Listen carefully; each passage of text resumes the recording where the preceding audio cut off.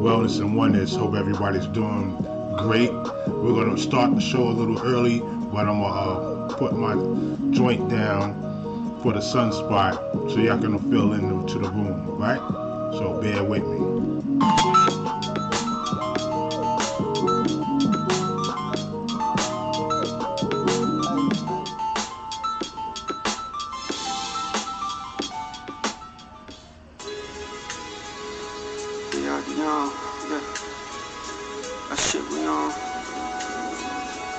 Weather, we get better. This shit right here forever. This shit nothing.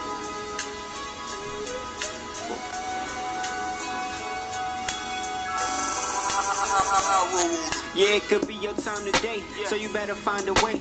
Make that money multiply, let the hate evaporate. Boy, you better speak your truths, let the fake fabricate. Run around like you a shooter, you ain't never held a case. So say goodbye to your fake chopper, say hello to your real problems. Find you some money, yeah, you still staying with your mama. I'm not here to shoot you down, I'm here to help figure it out. Cause we all been there before, stress, waking up on the couch. Trust, I've been through the drought, shit, I'm still kinda going through it. But trust me now, money my language, I speak it fluent. I'm talking hard work, dedication, man, you can do it. I'm talking that mind elevation to go pursue it. And whatever it is, I hope you do it real big. If you stay true to yourself, then forever you'll live. Whether it's a million plus or just a brand new gig. Like I ain't never giving up, nigga, that hustle saved us, yeah. Hustle the only thing that saved us. The only thing. Hustle the only thing that saved us. Spreading so much love, it's starting to get contagious. Yeah. Hustle the only thing that saved us. Hustle the only thing that saved us. Hustle the only thing that saved us. Spreading so much love, it's starting to get contagious. Yeah. Hustle the only thing that saves. You might just catch me on a mission, hoping that they see my vision. Life ain't promised to me later, manifest some more ambition. Broke the rich, now it couldn't be a hard transition. On the ship, and sometimes confused with supervision. I'm focusing in on the control of my provisions. The snakes trying to reel you in, they going fishing. Before we talk deals, let's talk all the specifics. It ain't real, I seen that shit from a distance with no invitation. The demons still come to visit with no hesitation. I'm focused on trying to get it. Can't live with that frustration, so I just changed my situation. This swag, you can't debate it, we the flyest in the nation. It's all a money game, the hustlers, we participating. The journey got me anxious, the struggle had me thinking. These niggas wrapped in blankets and they got big dreams. Well, get up and chase it, my nigga, by all means, yeah. Hustle the only thing that saved us. Hustle the only thing that saved us. Spreading so much love, it's starting to get contagious. Yeah. Hustle the only thing that saved us. Hustle the only thing that saved us. Hustle the only thing that saved us. Spreading so much love, it's starting to get contagious. Yeah. Hustle the only thing that saved us. Yeah. Hustle the only thing that saved us. Spreading so much love, it's starting to get contagious. Hustle the only thing that saved us. Hustle the only thing that saved us. Hustle the only thing that saved us. Spreading so much love, it's starting to get contagious. Everything around me, cream get the money, Creflo Dollar, the heart of a lion, the mind of a doctor, that's Umar, Claude Anderson, Boyce Watkins, your food-based wealth on those you could poly. A man's real wealth is the soul he embodies, measured by his good deeds, but what about the newborn, stillborn, no chance to sin, do his soul still carry on? Or David Rothschild, wicked till he old great, some say a devil still died at an old age, do we get to drink from the fountain and coexist? Is it an afterlife? Do the soul exist? Or maybe this is it, no heaven and no glory. Still even if it is, when they retell your story, make sure it's not of destruction, hate and terror before a better world. My wealth is like forever rich man. You want the money out of your music? Money. I mean, how much is a lot of money to you? Yeah, that's a good question. Have you made, say, millions of dollars? No. Are you a rich man? What do you mean rich? What do you mean? You have a lot of possessions? A lot of money in the bank? Position make you rich?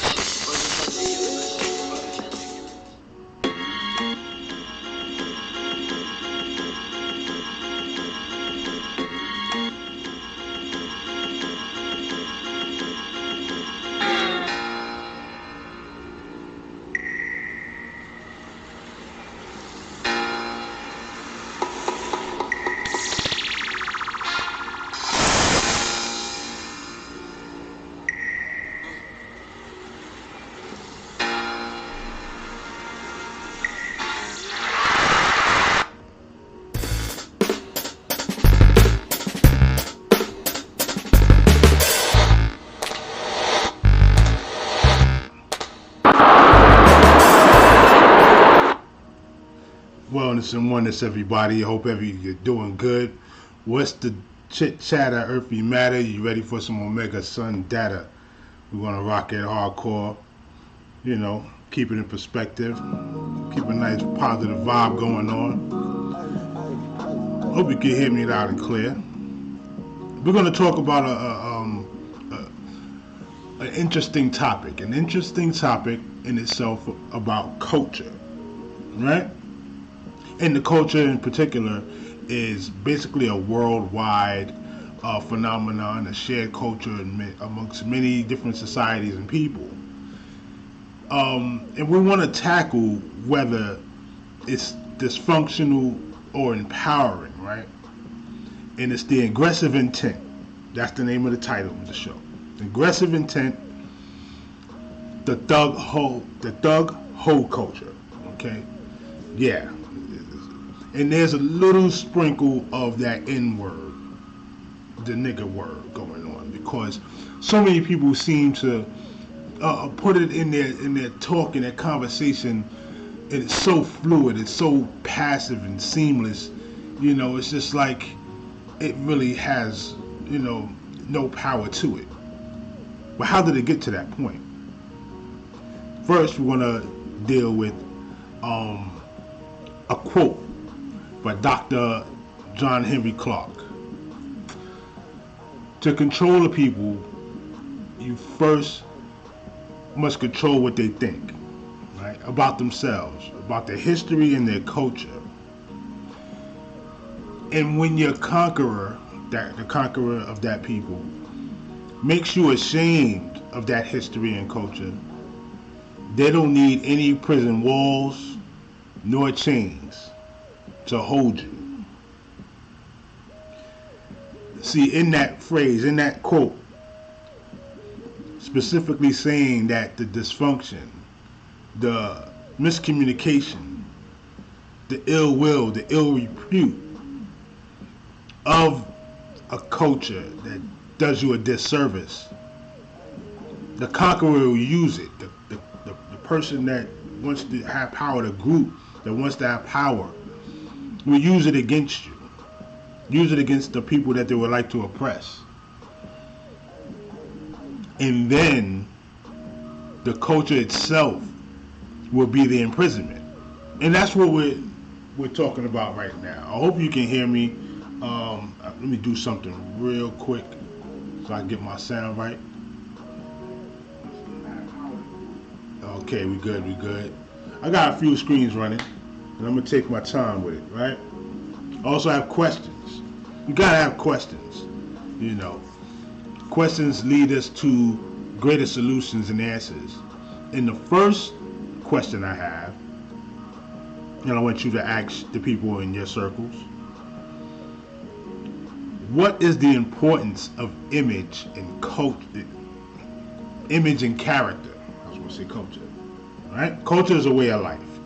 You know, how we breathe, think, what we associate with, how we deal with people, how we deal with the environment. This precipitates a culture, a standard of living, in which each person has character and an image, right? The image is what is portrayed amongst the people around them. You know, the works, the mannerisms, the clothing, the state of being, how they function. Then you have character, and character is an intrinsic property within, the quality of a person. You know, how they carry themselves. What do they choose to use in expressing their ideas? Are they, you know, into fact, into scientific fact? Are they into explorative ideologies? How is their process with humanity? How is their process with nature? This is character. And we have what we call good character and ill will character, evil character, wicked character. so many different connotations, and it's always two sides, right? But if you're not careful and you take the narrative of those that choose to use deception, some people would take what they consider ill character and make it good character, right? Definitely an imbalance. Some would even take the good character and flip it, change it to where it's looked at as evil, wicked, because it doesn't favor the people in control. You know, this is breaking the status quo. Maybe after I do this, we'll do a nice little interactive live stream about it. You know, so but I definitely want to get your thoughts and everything in the comments if you can. So, you know, like, comment, share, subscribe, the whole thing. That's what we do here. That's the chit chatter earthly matter, right? So the image of the thug actually began in India around, they say, the 19th century. It was related to the Hindis and also the Sanskrit. The Sanskrit is a little older, and it spoke of people that were swindlers and cheats, vagabonds, marauding thieves, you know, usually rolling and terrorizing in large packs from 10 to 100, you know. And then it evolved a little bit into the taking down of Indian classism. So they definitely were called thugs because they're taking down statues and pillaging and plundering these different institutions that held the money. Because if you look into the Indian culture at that time, the Raj was the top of the heap. He was the king of all, you know, where all the riches had to go. And the people were definitely poor. There's a wide wealth gap, great disparity. And you have these groups of young people willing to say, no, we're not going to live like this all the time. We're going to go get our stuff, because you have to claim it, right? If nobody's giving it to you, chances are you're going to get away where you want to claim something, you know. And this is what these bands of people have done.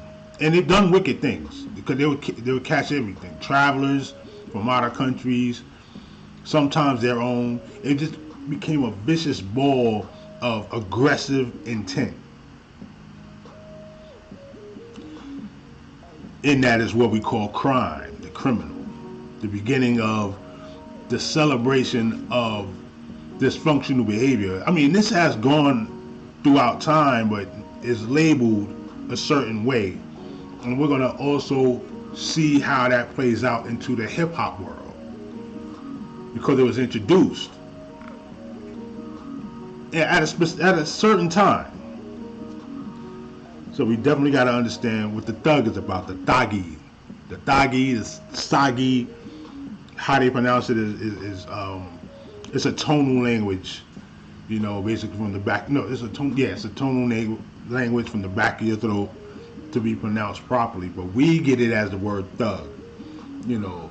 And if you understand what the Britons were doing around that time, they were positioning themselves to take power over India, and they did so. They actually basically enslaved the whole country, whole continent almost, yeah. Britain was no joke. And with that came the birth of the thugs. Now, Ho came from whore in the 1960s, you know, and the vernacular that we get is pretty interesting when you get into it. When you study etymology, when you study how languages change from one group to the next, and also how it changes from one period of time to the next, you know, that's how we get bad being a word similar to wicked, when in its origin it meant effeminate male. That's how you get the word nice, being something that is more appealing and pleasant, from a place in origin where nice was foolish in etymology. So, we're going to go into that another time. That is definitely a major topic and is relevant to what we do today. So, the hoe may have been a mispronunciation of the word whore, which was a prostitute. Somebody that sells their body for money. And it's key when you say it like that, because going into popular American culture to this day, what is transpiring? People, not just women, selling their bodies for money. Straight hoe. Okay? And that means with a lot of things. You're basically peeling away your moral fabric for earthly gain, or for monetary gain, or even just attention. Because we do have what we call attention whores. And now with this, the new advanced technology and the world becoming a smaller place, social media whores, social media hoe. See, the whore may know she's a whore and does so willingly in order to get provisions from those that are participating in the same dysfunctional act. I hope you can hear me. Right? They participate in the same dysfunctional act. They know what it's about. But the hoe doesn't know it's a hoe or a whore, yet does the same acts, still participates for the provision of those dysfunctional behaviors. The thug does so as well. He strips down all good character, quality, pride, integrity to be the realest one out. I got to do this amount of degenerative things, this amount of, I got to be even harsher, more wicked to attain my spot, to attain my status. There was an acronym that came out in the 90s. I forgot the brother that did it. I think it was Drama. I don't know. He used the term thug as an acronym to say the highest under God.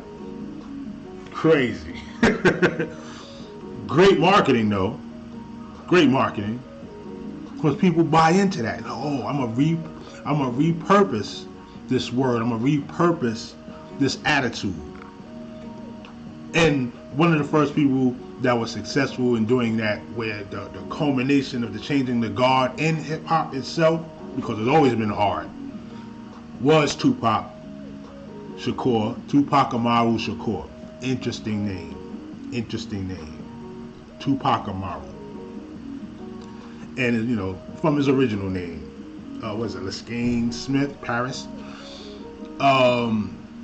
Born out of from a Black Panther. One of the New York 21 Black Panthers in Afeni Shakur. The Shakur family and lineage is a kingdom all to itself. See, this is what we have to truly understand when we put this thing into context, and why people wanted to relate themselves to being a thug. It's from a lineage of the rebelliousness against injustice. Of course, the conquerors now controlled the image. The conquerors now controlled the image and the history of the youth in hip-hop, while at the same time uprisings against the injustice of police brutality, uprisings in the injustice of political prisoners, uprising joining together with the youth in South Africa, Soweto. The embrace of people from different lands coming together to take down the corrupt structures and power systems that oppressed people around them. He only called himself a thug because you were considered thugs going against the system that kept you imprisoned, without walls and without chains. That's why the thug life was a draw for people. Bunk the system. I'm gonna change the reality by being the hardest person I can out here, get it how I need to get it. But there was still love there. That's why he was considered like basically the poster child for what true thugism is. I'm still gonna love my people. We came out the gutter the same way. We unite under this pain and put it into proper perspective to announce our culture, to announce our pride in being who we are as a people. If you like, you can hit that glass. The glass works, right? We at the Sunspot. In order to give the culture continuity, because there was a time where a lot of things was getting watered down. Pac mentioned this. Pac said this. You know, and that's why he was boosted to that almost prophethood position, even though he's just regular like you and I. You know, and rest in peace to the soul. But the name Tupac Amaru, from a Peruvian revolutionary in itself, a ruler who was able to be influential to his people and keep the resources while lots of people from lots of the power structures from Spain and Portugal was coming in. True revolutionary stuff. Yeah, and it's needed. It's always needed. It defines a youth. If they have a purpose. See, but the purpose shifted from the thugism with the love and wanting to protect the people to now advancing a charge of offending people, producing all the dysfunction and the ill will, the self-hatred, the genocide and destruction, and unleashing it for the provisions of the conqueror, of the oppressor, of the system. And this is where the divide comes about with a lot of hip-hop, a lot of social gatherings. The divide of black people and niggas, as Chris Rock says. That's educational reference point. Educational reference point. Because it marks the demarcation of people with functional character, you know, what they call as normal in society, the average worker, the one that is considerate and deals properly with people, in contrast to the one that wants to just do whatever, whenever, however, as long as they're getting the bread for it. And sometimes not. Sometimes they just want the fame for it. Sometimes not even the fame. I just want the name. You hear my name, it rings. And that's the dysfunction of it. So the image and the character of the thug has transformed and spiraled out of control because the love was sucked out. The history was sucked out of it. Because with the history comes the purpose. Now let's get into whole. And shouts to NBK YouTube channel that covered the older women and men that were actually getting into the burlesque and the first what we call strip shows and stuff, like stripper shows and things of that nature.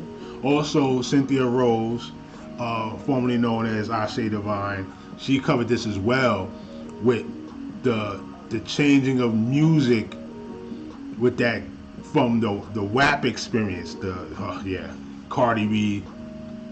Now we say it's whole culture, right? And it's not to be disrespectful, but to show you how the imagery is fit in to what is called the whole culture. One who sells their bodies. Imagery. The image is part of the body. For the provisions of those who oppress them. The conqueror. People do it every day with this little machine right here, looking into the camera, looking into their phones. Do it all the time. For the provisions and donations, for the provisions and the collection plate, for the provisions and that next state check. Sell their bodies, but don't heal their minds and heal their hearts. So their interactions with others are on a dysfunctional basis, and it's accepted. An accepted dysfunctional interaction. Not being 100%, not being solid. No code of conduct, anything goes. They may have good hearts, because a thug has a good heart. But this is the life they live. And it's making bread. It's become a success model. It's feeding families. So be the best hoe, right? Be the best hoe. Short for whore. Short for another word for prostitute. A person who is lost in somebody else's reality. Not accepting a greater responsibility of being stand-up. Taking a vantage point to disseminate true love and true education to the people. Not taking up the mantle of what history does to build character. And when it is put into place, not necessarily for the provisions of yourself, but for the provisions of the whole. Thug whole culture. Go to the second question. We're talking about it. Can there be conflict resolution in a chaotic lifestyle? Oh man, some of my comments got the new format going on. It's crazy. Can conflict resolution be effective in chaotic lifestyle? What is conflict resolution? Two people seeing differences, right? Having respect first for themselves and for the person they're interacting with. Knowing there are three parties in this. The person, the other person, and the truth. Now, conflict resolution or somebody that's mature, we're going to try to seek the truth in all things, objectively, even if it's not for the benefit of our own agenda. But there's chaotic lifestyle that says that I may know more than you. Matter of fact, no. I just better than you. Right? There's that. Oh, I don't like what you said. So I'm just going to out and out take what you said, use it against you, not necessarily, in context. Basically, I'm a sound bite you. Because everybody looks for keywords and aha moments. It does a disservice to the truth, which stands alone, stands strong, as gold in the room. Everybody should be able to see it and have value in it. But that's if your character has value. Because some people will take the truth as a thug or a hoe and just want to profit off of it without necessarily putting full value in it. The first step of conflict resolution is focusing. Focusing should position you to listen, which is another big step. Active listening, not listening to hear when you can speak, but listening so you can attain the information, get the information, process it, and deliver some quality thought to it. If you can think, right? But conflict resolution first starts with respect. And yes, sometimes things fall to the wayside. We forget. We don't acknowledge that this is another being with feelings and emotions here. You have to have the ability to talk with people and not at people, not to people. What happened in the past usually would affect what's going on now, but with proper reflection, you would have to take what's happening in real time and keep focused in speaking in real time to that person or parties. What am I saying, right? For those that are kind of slow on the gases and, have their own perceptions and realities. This is what I'm basically breaking it down, that at the time you having a conflict, it's not what happened before, it's how we can get to the meat of it now. Start speaking more solutions. That's the resolution part of having the conflict. If we continue to battle back and forth with what happened in the past, it could be a dozen things against 24 things. One thing from each party is still wrong. And you would just be hitting and hitting and hitting and not getting to the source of what is the problem so we can solve it. Active listening, empathy, paying attention, conveying ideas, supplying data, supplying factual data. It's a body of evidence, it's a body of work. See, we've been lazy. And just like we turned the word nice, that used to be foolish, into something pleasant, like we turned the word bad, that used to be effeminate male, into something wicked. Then not bad meaning bad, but bad meaning good. Dope. We're creative. We flip these words, and it's worldwide. This is not just in America. It is not just with black culture, Hispanic, Latin culture. It is not just with one people. Everybody does it because it's so magnetic. It's creative. What we have done in America is created a magnetic wave of culture and entertainment.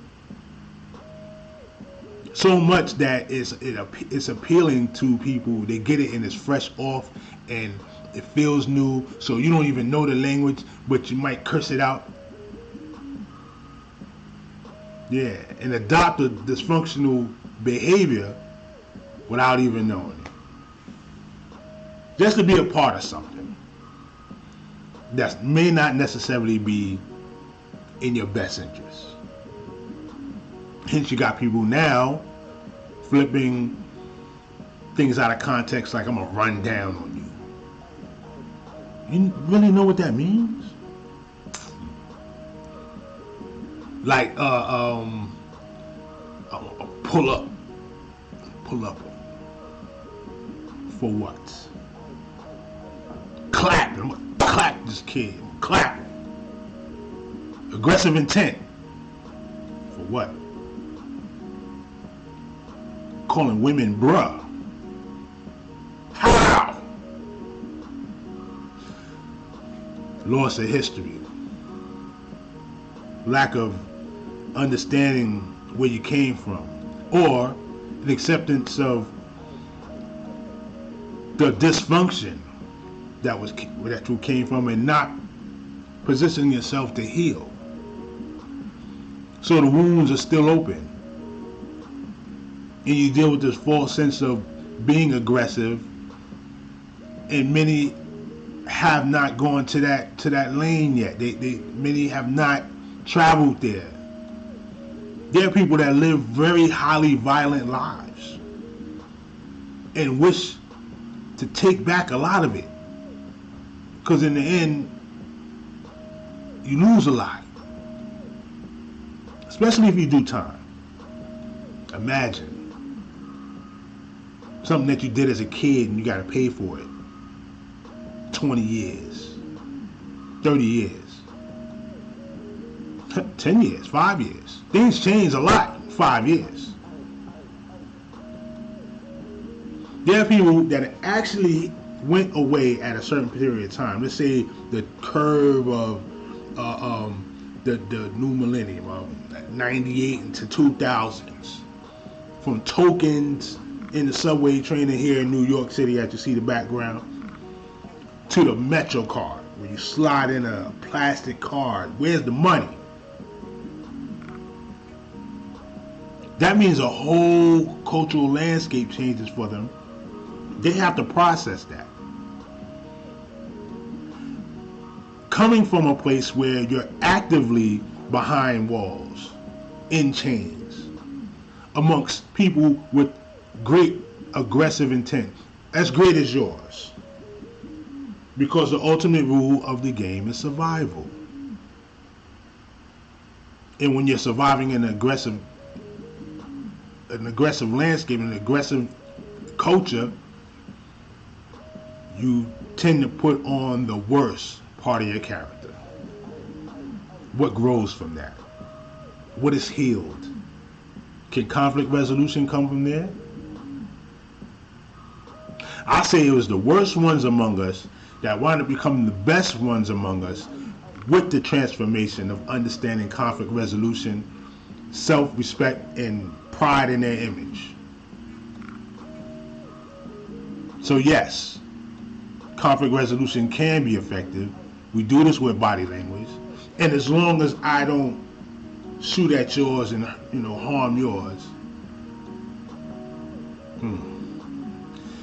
I don't mess up your flow of the pursuit of happiness, unless you're doing some dysfunctional stuff. See, that's the contention right there.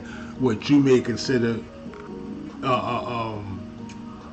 what we said before, good character can have some dirty hands with it.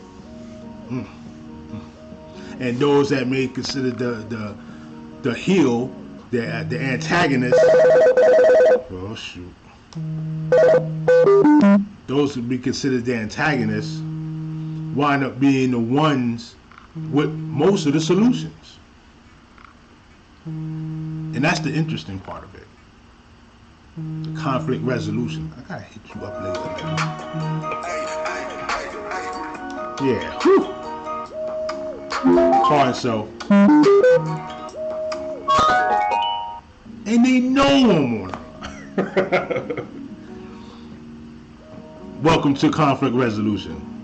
Because when you talk to them, you gotta have empathy. So,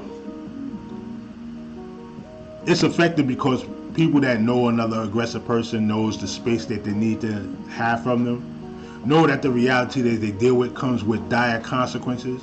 And a lot of people, many people, from all walks of life, all across the globe, are forgetting simple conflict resolution tactics. Simple considerations that can keep drama out of their lives. But some people like to promote the drama. They like to be in the middle of it. Could they be considered thugs? And if that's the case, should we devalue what a thug is? Because they're displaying some chaotic, dysfunctional, untrustworthy, downright dastardly, stupid behavior. I call them mosquitoes. You know, mosquitoes gotta live, but all they do is suck blood. They don't provide any pollen for a flower. they don't provide anything for the growth of the planet, a true contribution. In most cases, it's just plague and death. Mosquitoes, vermin, insects. It feast off of a larger body. Yeah. Once we understand what our roles are, what we're capable of doing, and have a balanced process of information and image, chances are we'll be able to speak to other people differently and resolve some of the issues that we have. We're going to need to. We're going to need to. Not just in certain circles, but globally as well. We're going to need to. There are bigger things down the pipeline. Third one. Why are the most dysfunctional behaviors amplified? And that's where I want to have the interactive live stream.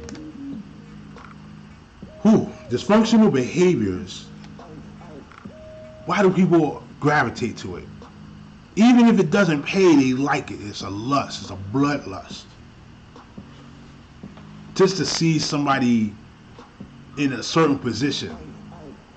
Do you get power from that? Is that authority?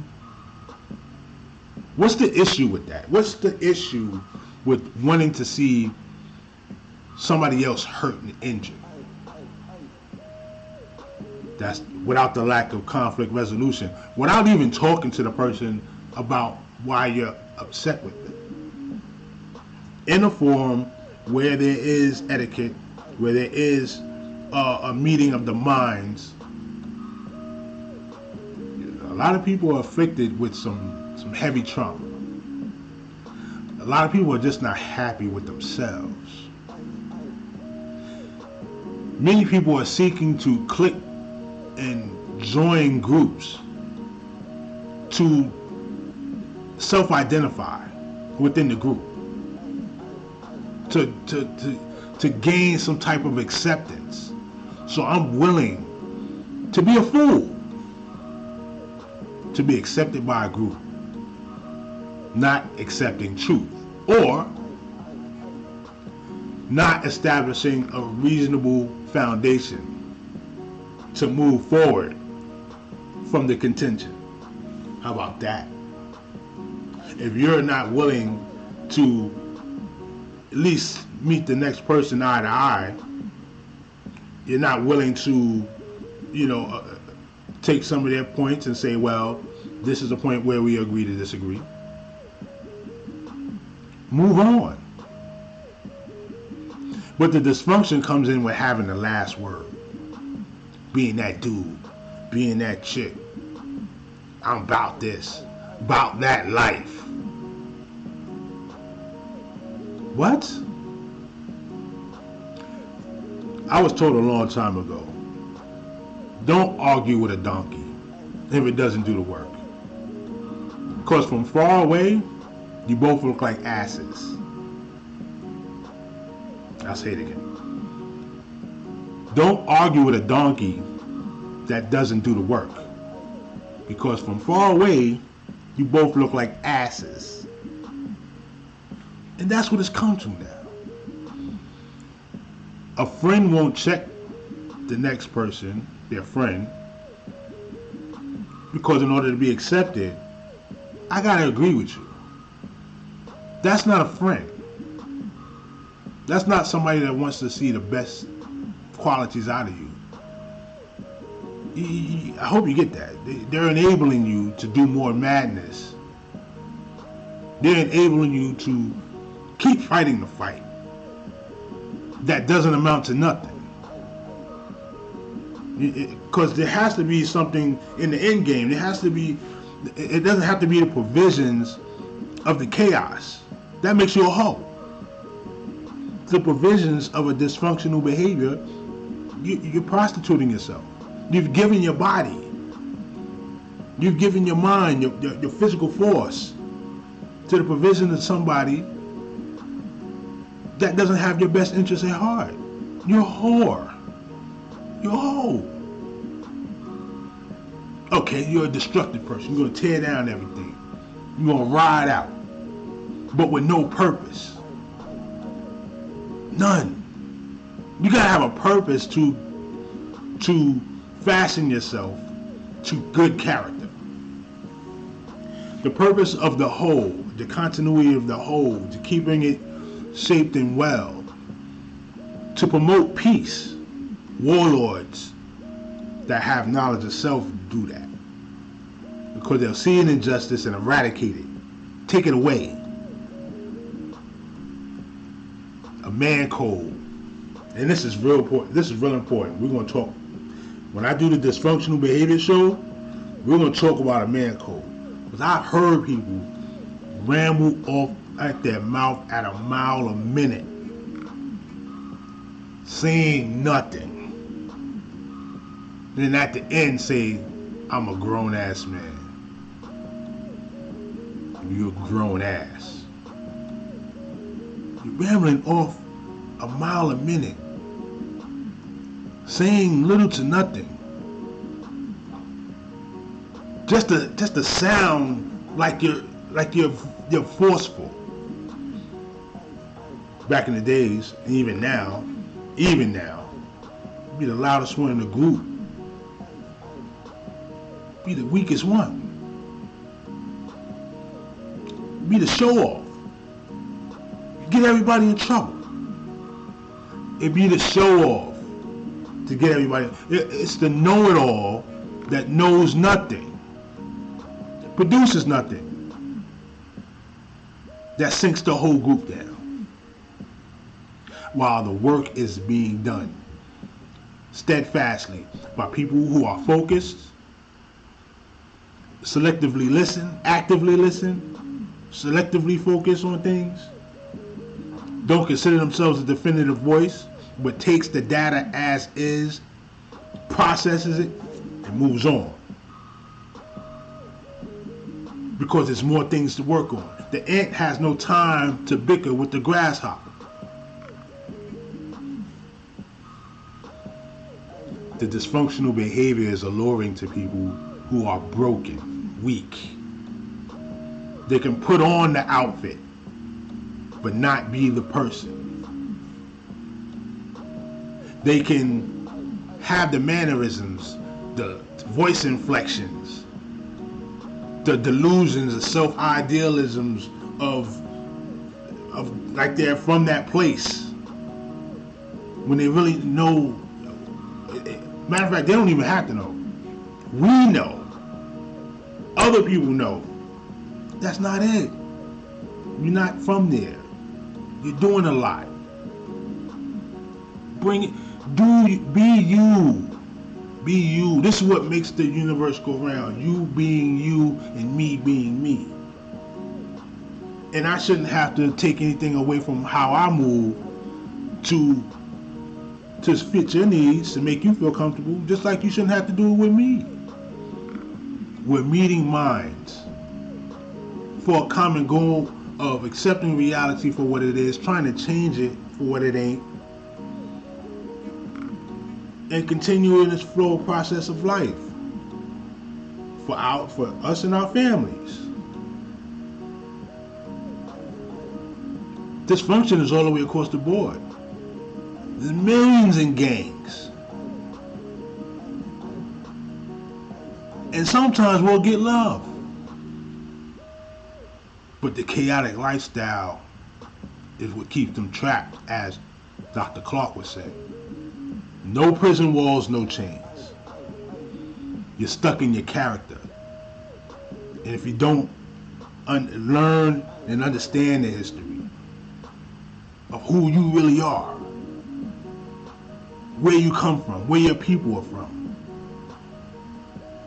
you will not make the necessary adjustments to change the reality and move forward. So yeah, in every genre, like every different category, the dysfunctional behavior gets amplified. It gets the front page. It gets the airwave. It gets the mind of the people. It takes the allure, its enchantment. And if you're not careful, you don't guard your energy, you don't raise the vibration, you get sucked into it and you become part of its delusion. It's mindless chaos. And you're stuck on a circle of doing the same thing, conflict after conflict. Not balance. So if you had months of conflict, you have to balance that. You had months of despair, constant disdain. Think of those frequencies that's hitting you, bombarding you on all sides, and you have no time to gain your composure. You're just pushing through. Chances are you're going to focus all of your attention and all your interest into having a force field of protection for that onslaught, while the rest of your energy is all channeled there. Nothing else gets done. You're vulnerable from attacks of real things in life. Now is a bigger time than any because everybody's vulnerable, some way, shape, or form. Remember, the mind is fragile, and this battlefield right here is unforgiving. And if you're not focused, if you're not balanced, if you don't have a sense of awareness that keeps you from being disorientated, you'll get sucked up. Sucked up into the vacuum of oblivion and chaos. Last question.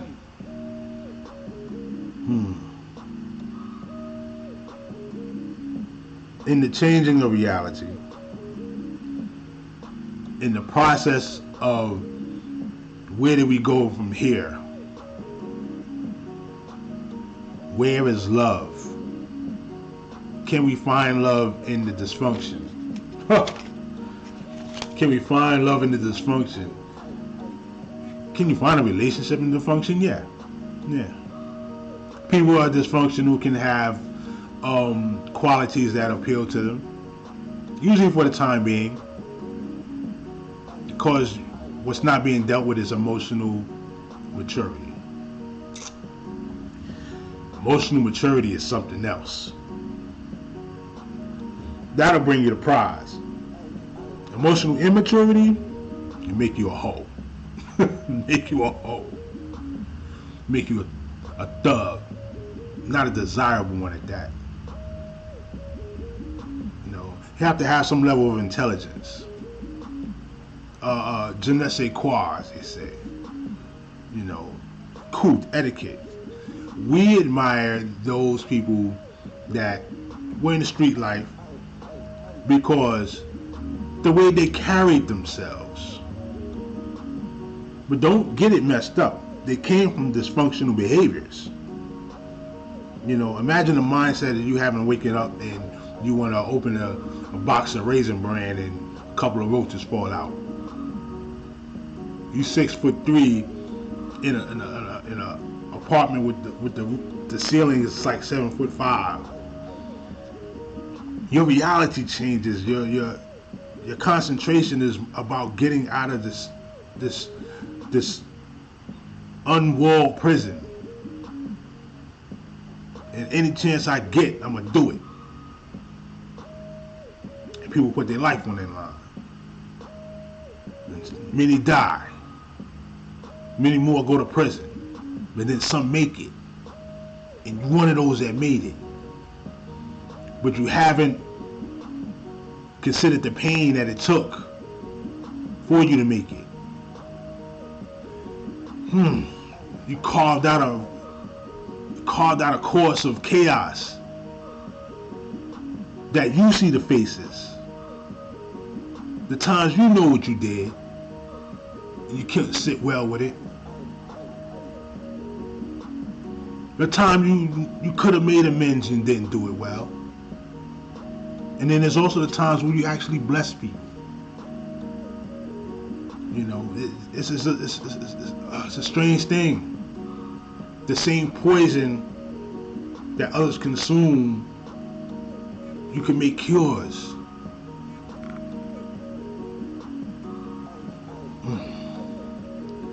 We got to get to the conflict resolution period soon. Many of us.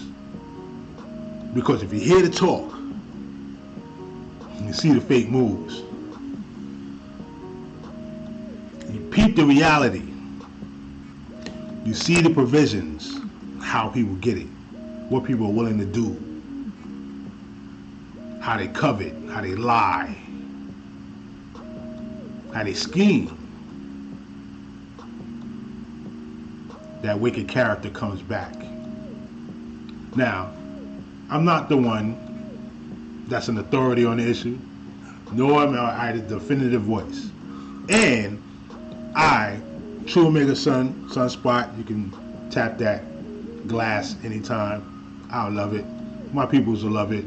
We all will love it because we're doing give backs around the Kwanzaa week. You know, Most High willing, Most High the Great Essence. Where's my book? You Made It a Hotline by Alfred Abiesi. I want to get a couple more copies next week. And by the beginning of the year, send it out.